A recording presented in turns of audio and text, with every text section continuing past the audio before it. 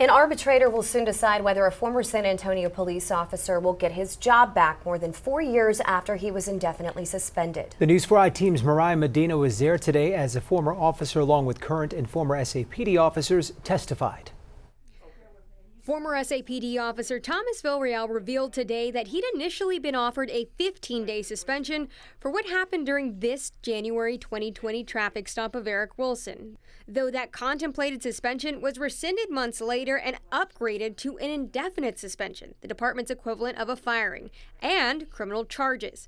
Villarreal and another officer, Carlos Castro, were both ultimately indefinitely suspended in August amid allegations they violated the department's policies by kicking in Wilson's door and using excessive force to arrest him. They were also charged with aggravated assault.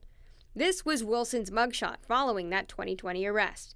The criminal aggravated assault case against Villarreal and Castro resulted in a mistrial last year after the district attorney's office failed to turn over critical evidence to the pair's defense attorneys. The DA's office initially said it would refile cases against both of the former officers, but only charged Castro on a lesser charge of assault earlier this year. That charge against Castro was dismissed in July because the district attorney's office could not prove the case beyond a reasonable doubt, records show. Today, Villarreal and his attorney called on retired and current SAPD officers who trained cadets at the training academy, who had also weighed in on his and Castro's criminal case. Each told the arbitrator they felt Villarreal was justified in entering Wilson's home or that he had used reasonable force. Among those officers was one retired officer who trained cadets on use of force, criminal procedure, searches, and other topics.